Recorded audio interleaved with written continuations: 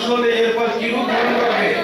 মানুষের জীবন কি এখানে শেষ, না তার মৃত্যু পরবর্তী জীবন আছে? বিজ্ঞানের জ্ঞান পদার্থের ভিতরে সীমাবদ্ধ, তারা ফিজিক্সের বাইরে যেতে পারে না, ফিজিক্সের জ্ঞান তার কাছে অজানা থেকে যায়।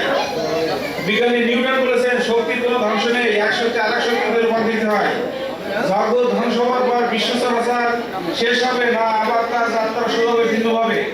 এটা মানবীয় জ্ঞানের অতীত। মানুষের সাথে অন্যান্য প্রাণী পৃথিবীতে বিচরণশীল, প্রাণী জগতের সাথে মানুষের আচরণ সংযত করতে হবে। কারণ যে অতিথি পাখি হাজার হাজার কিলোমিটার পথ পাড়ি দিয়ে তাকে হত্যা করে রসনার চাহিদা বৃদ্ধি করা শোভনীয় নয়। যে পশুটি ভার বহন করতে অক্ষম তার উপরে বোঝা চাপিয়ে দিয়ে নির্যাতন করা, এটা মানবতার বিরোধী কাজ। বঙ্গোপসাগরে যদি কোনো তিমি মানব সৃষ্টির কারণে মৃত্যুর পর ভেসে ওঠে, এমনকি যদি প্রশান্ত মহাসাগরে কোনো সিল মাছ শিকার করা হয়, তাহলে অনৈতিক ক্রিয়া বলে আমরা চিৎকারতে উঠি। আসলে পশু পাখিদের অধিকার আমাদের সংরক্ষণ করতে হবে, মানুষের অধিকার আমাদের সংরক্ষণ করতে হবে। মানবতা প্রতিষ্ঠিত হোক এবং রিয়াজ ভাই চালিয়ে যাক তার বার্তা এবং বক্তব্য, এই দোয়া রেখে এবং তার প্রতি শ্রদ্ধা জানিয়ে